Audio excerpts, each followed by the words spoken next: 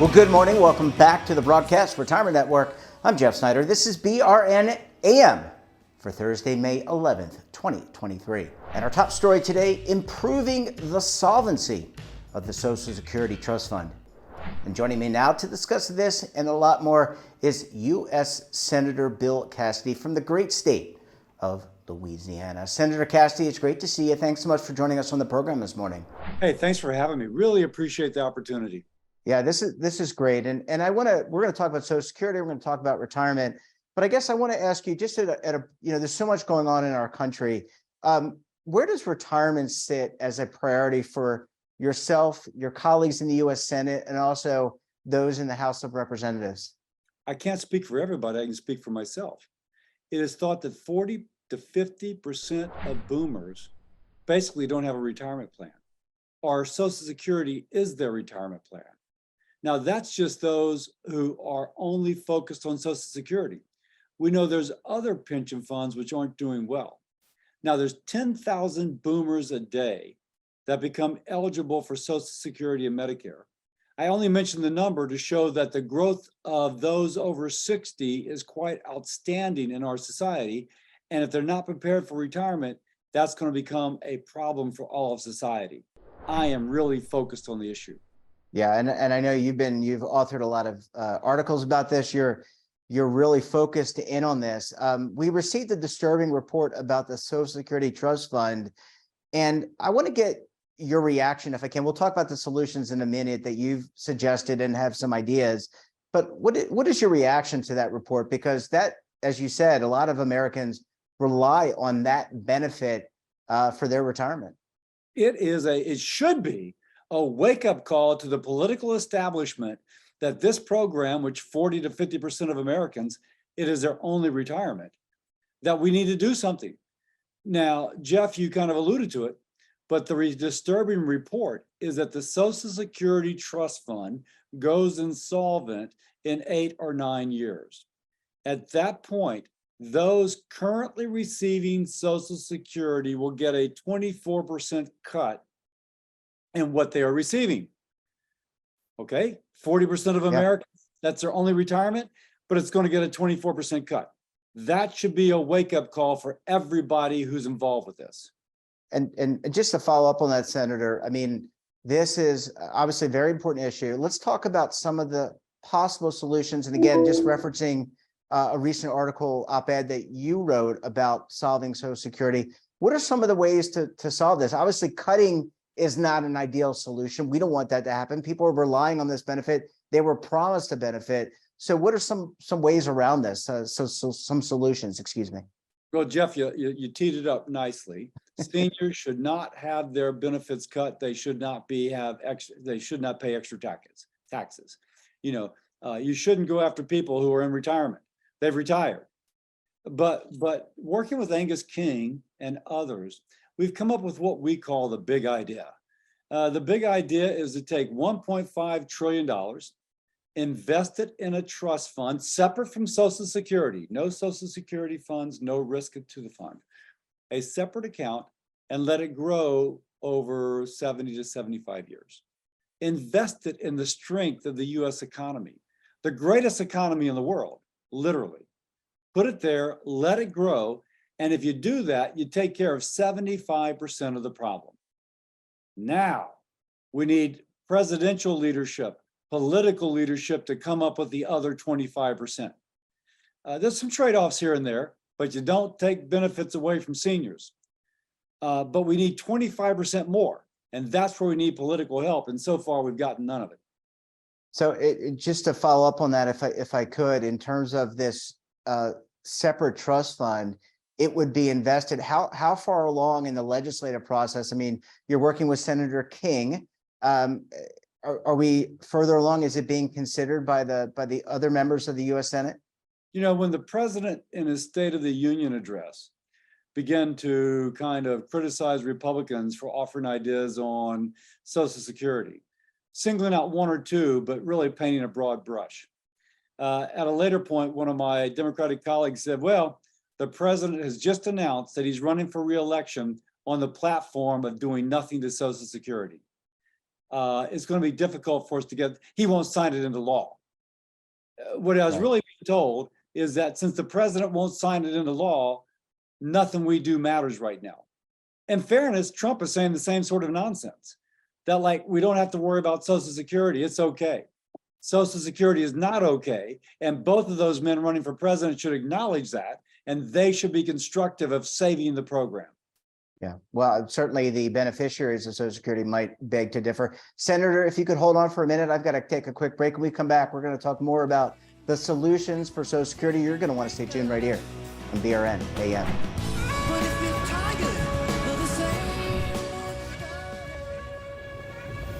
Imagine a new television network that will make you richer, healthier, and in control of your financial future.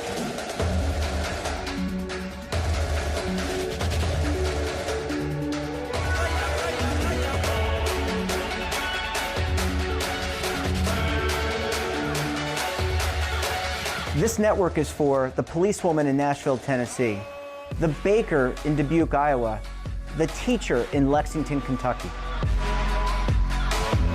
We want to make the idea of savings and retirement culturally relevant.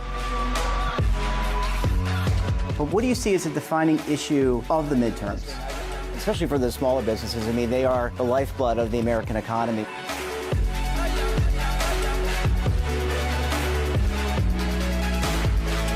Featuring exclusive interviews, current affairs, and docuseries. 33 years old, you retired early. The philosophy is money only matters if it helps you live a life that you love. But you got to start thinking about retirement as soon as you get in. The Broadcast Retirement Network will drive very high engagement with premium partnerships. So this isn't retirement and savings for your parents or grandparents. This is for all Americans. And we're going to change the way you think about money.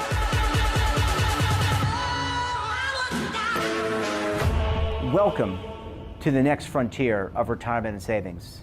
This is BRN, the Broadcast Retirement Network.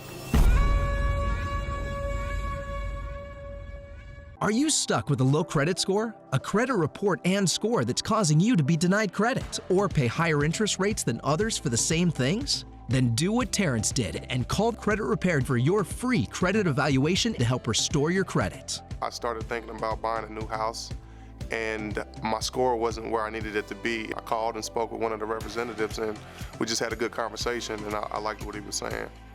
Just one call for his free credit evaluation was all it took to start back on the track to repairing his credit. I'm seeing the deletions and I'm getting the report, so I know something's being done. It does make a difference to me. All it takes is one call to get started. Credit Repair has given me a second chance to have a better credit score. Don't let a low credit score hold you back another day. Do what Terrence did and make the call for your free credit evaluation. Call 800-819-4152. That's 800-819-4152. Again, 800-819-4152. Invesco's latest Show Me the Income study reflects on the evolving retirement industry today as it faces the pressing need to help participants turn their defined contribution plan savings into long-term retirement income. Key findings from the research uncover that nearly 7 in 10 participants fear running out of money in retirement, and only 22% were very confident they could create a retirement income strategy on their own. What can employers do to help? To learn more about the study and request the white paper, visit Invesco.com/retirement income or contact your Invesco DC professional. Cited research is based on Invesco's work with Greenwald Research. Invesco is not affiliated with Greenwald Research. Invesco Advisors, Inc. is an investment advisor that provides investment advisory and does not sell securities. Invesco Distributors, Inc. is the U.S. distributor for Invesco's retail products and private placements. Both are indirect, wholly owned subsidiaries of Invesco Limited. Welcome back. We're joined this morning by U.S. Senator Bill Cassidy from the great state of Louisiana. Senator, thanks so much for sticking around with us this morning. Oh yeah, this is a great conversation. Thanks for getting the message out. Yeah, absolutely. And I haven't lost a guest yet, so I'm very excited you didn't run out yet. One alternative solution, and I want to get your reaction to this. You and Angus, Senator King, came up with a great solution. Another solution is raising the age for Social Security. look, we've seen what's happening in France and other countries when they raise the age. This one really probably doesn't have any water, does it? Hold any water, does it? Well, first, you shouldn't raise the age for somebody who's in Social Security or about to be. I mean, period, end of story. What they did in France is they raised the pension age like next year. And so folks who are kind of making their plans for retirement suddenly, like that generation, immediately it was 2 years more. You just can't do that. People make their plans, you got to kind of trust their plans. Now, tip of the hat to the French. The fact that the French are addressing the issue that their program was unsustainable should be admired. But I do think it's possible to do it in a way in which you don't affect those who are retired or who are going to be soon. Now, next part of the answer, if you will. People go to this because when Ronald Reagan and Tip O'Neill in 1983 raised the age of eligibility, they did so, but it didn't begin for like 20 years. And the people like first affected were only affected by a month. So instead of full eligibility being at 65 years old, it was 65 in 1 month. I think I am still being affected as an example of how long it's taken since 1983. So people who were like 50 or 45 or 47, I should say, in 1983 were totally unaffected. So that's probably a much better model than what the French have done. Now, I mean, go ahead. I'm sorry, sir. I'm sorry. By the way, I'm not advocating this. I'm just constructing how it can be done in a way which doesn't negatively affect people. Last thing to say, I'm told that the most rapidly growing segment of our society is those 60 plus years old. And if I thought of my grandmother when she was 60, she's a lot older than I am now, physiologically. I'm speaking as a doctor. She lived through the Depression. She lived through 2 world wars. She used to plow with a mule in front of the plow. So my grandmother lived a hard life. I'm in better shape at 65 than she was when she died at 75. So I think we can also say that Americans are living longer, but we're also living healthier. Yeah, a very good point. Living longer, obviously we have a great medical contributions that have really helped with that. Senator, I just want to turn our attention, if I may, to defined benefit pension plans. And this is before the invention of the 401k plan. This was how most Americans got, or not most, but many Americans got their retirement benefit. There are still defined benefit plans today, some of which have had some real financial challenges. I want to get your reaction to that, and also to some of the multi-employer, I'm going to call them bailouts, and some of the stress that it's put on the Pension Benefit Guaranty Corporation in particular. Yeah, so the Pension Benefit Guaranty Corporation, there's obviously been some issues with that. In the American Rescue Plan, there was, one of them was bailed out, the Central States Pension Fund. But the underlying fundamentals that caused the program to be in trouble did not change. So if you will, it wasn't a lifeline. It was, okay, we're going to lower the water in the pool for just a little bit, but now the water begins to climb once more. We need to restructure how these plans are managed so that they actually can be sustainable without billions of dollars of bailouts on a periodic basis, because we can't be sure that that will continue. And it's unfair to the beneficiaries to place their retirement at risk. So let's think about those reforms. Yeah, absolutely. Last question, Senator. I want to kind of bring it back to our first topic, which was Social Security. There are roughly about 60 million Americans that do not have access to a workplace retirement plan, like a 401k, a 403b, et cetera. How is this a priority, or is this a priority? I know you talked about Social Security Trust Fund for existing beneficiaries and future beneficiaries, but where does that access to retirement benefits for workplace for workers fall? Yeah, Jeff, what your suggestion is that there should be a multi-layer retirement system. Social Security may be a portion of it, but obviously other assets would be important. The more layers you have, the more likely your retirement is going to be secure. So Congress passed Secure 2.0 to attempt to encourage retirement programs through the employer. I think you're going to see more efforts like that. Now, let's just say Secure 2.0 has not been fully implemented, or put it this way, we've not seen the full fruition of what is going to occur. So I think probably the approach I can imagine being taken is to see how Secure 2.0 works through the system, that hopefully Social Security is strengthened and maybe have some anti-poverty provisions put within it. And then once that is in place, see what else should be done in order to further strengthen the retirement safety of all Americans. Yeah, well, here's to that, Senator. Senator, thank you so much for spending time. You've been very generous. And look, we look forward to having you back on the program again very soon. Thanks, Jeff. And that wraps up this episode of BRN AM. Have a topic of interest, someone you think we should talk to, drop us a line. And don't forget, for all the latest curated news and lifestyle, wellness, finance, tech, so much more, all in one place. That's right, one place. Check out today's edition of our daily newsletter, The Morning Pulse. Want to search our archives, check out our latest content? We'll visit our website and, of course, all of our streaming partners.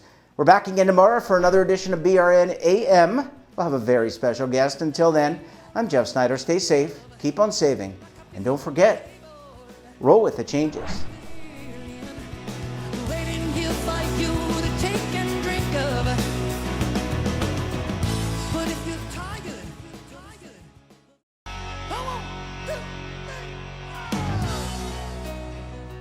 Now is your opportunity to co-create content around any topic on the first lifestyle and wellness network. Reach a global audience through our platform and co-own exclusive branded content.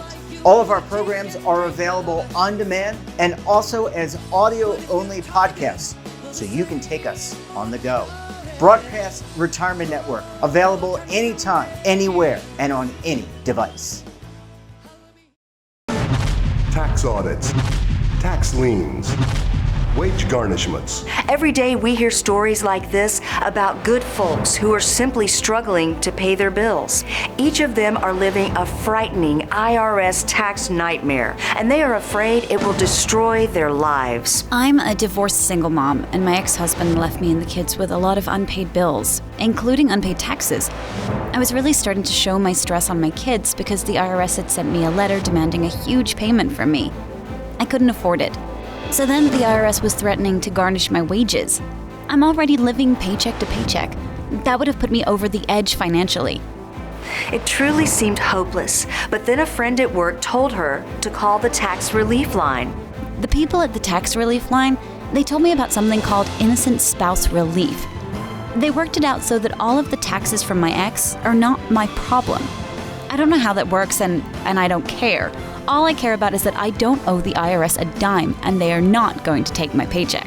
Even if it seems hopeless, you should call the number on your screen right now. There is absolutely no cost for the call or the consultation. You are under no obligation. If you are worried that the IRS could garnish your wages, seize your assets, even take your home, call us right now. The Tax Relief Line is here to help you. Now you have a knowledgeable, professional team of tax experts that are ready to negotiate with the IRS and fight for you to save you money. The Tax Relief Line's professionals have successfully negotiated thousands of cases, reducing and sometimes even eliminating the tax debt for their clients. It's very easy to get started. Simply call the number on your screen right now. You don't have to live in fear anymore. The call and the consultation are free.